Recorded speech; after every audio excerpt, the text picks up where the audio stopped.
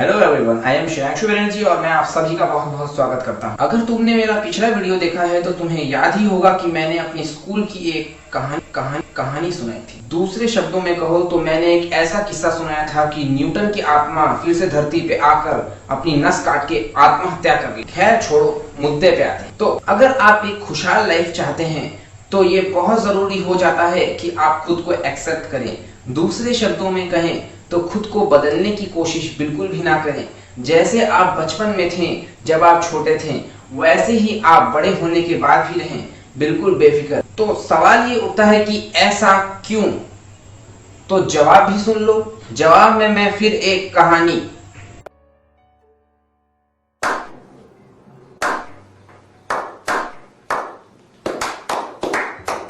तो याद करो वो दिन जब तुम्हारी किसी से लड़ाई हो जाती थी और एक रूखा सूखा लकड़बग्गा आ जाता था अपनी ताकत आजमाने तुम पर। तुम्हारी खोपड़ी में भी कंकड़ पत्थर चटकने लगते थे, फिर भी तुम उसको कुछ नहीं कहना चाह रहे थे, ये सोच के कि अरे यार इसका क्या होगा अगर मैंने इसे चल दिया तो। मगर क्या कहूं, उसके अंदर भी कूट कूट के मवाद भरा हुआ है।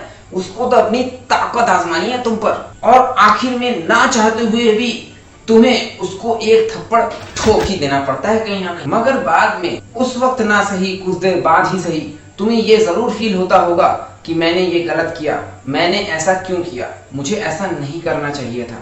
हम हमेशा ये सोचते हैं कि शुरुआत उसने की, खात्मा तो मैं ही करूंगा। मगर हमें ऐसा नहीं करना चाहिए, क्योंकि मैं आपको बता दूं कि रिश्ते एक बार बिगड़ जाते हैं तो आपके चाहते हुए भी नहीं सुधरते, चाहे आप उसको सुधारने के लिए कुछ भी क्यों ना कर लें। कहीं ना कहीं इसके लिए तुम खुद को दोषी पाओगे। तुम्हें ऐसा जरूर लगेगा कि अगर मैं चाहता तो मैं अपने आप को रोक सकता था, मगर मैंने खुद को रोका नहीं और ये सब हो गया। मानो या ना मानो, जिंदगी एक तरह का गेम है। कभी तुम किसी को मात दोगे तो कभी तुमसे बेहतर कोई आ जाएगा और तुमको मात दे करके निकल जाएगा। अब कोई भी ये मत कहना कि मैं रोड फाइट को प्रमोट कर रहा हूँ, बल्कि मैं तो ये कहना चाहता हूँ कि चाहे वो कोई गेम हो, चाहे वो कोई फाइट, चाहे कोई तुम्हारा कोई स्पेशल टैलेंट, एक न एक दिन तुमसे बेहतर कोई ना कोई आएगा और आ करके तुम्हें मात जरूर देगा।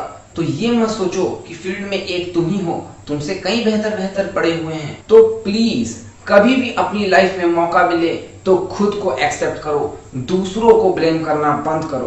अकॉर्डिंग टू माई एग्जाम्पल, मैं ये बताता हूँ कि तुम्हें ये लग रहा है कि तुम दोष उसको दे रहे हो कि वो बंदा आ गया और वही मुझ पर पहले अपनी ताकत आजमाना चाहता था, मगर कहीं ना कहीं दोषी तुम भी हो, क्योंकि तुमने भी ये सोच लिया कि गेम तो इसने शुरू किया है, खात्मा तो मुझे ही करना है। अगर लाइफ में कभी भी मौका मिले तो एक दूसरा रास्ता खोजने का कोशिश करो, क्योंकि हमेशा दूसरे रास्ते ज्यादा बेहतर होते हैं आपके परमानेंट रोज के रास्ते से।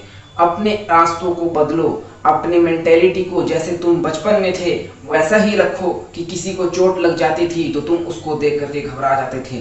दूसरों के लिए मन में प्यार होना बहुत जरूरी है, क्योंकि अगर तुम सिर्फ और सिर्फ खुद के लिए मन में प्यार रखोगे तो बहुत बड़े सेल्फिश आदमी कहलाओगे। इस वीडियो के एंड में बस इतना ही कहता हूँ, दूसरों के सामने खुद को बेहतर साबित करने की होड़ में हम ये भूल जाते हैं कि हम कौन हैं और हमारा स्वभाव कैसा है। वो आज की वीडियो तो कुछ ज्यादा ही सीरियस हो गई। मैं वो थोड़ा फील में घुस गया था, तो मैं थोड़ा ज्यादा बोल गया। तो चलिए मिलते हैं नेक्स्ट वीडियो में। रुको, जाने से पहले एक और बात बता दें, इस वीडियो को ज्यादा से ज्यादा लोगों के पास शेयर करें। एक और बात, बड़ी ही सीक्रेट बात है, सब्सक्राइब जरूर कर देना, और अगर हो तो लाइक बटन पर क्लिक करना मत भूलना, और अपने सुझाव कि तुम नेक्स्ट वीडियो में क्या देखना चाहते हो, या फिर कोई ऐसी गलती जो मैंने इस वीडियो में की हो, उसे कमेंट सेक्शन में मुझे जरूर बताओ। Bye bye.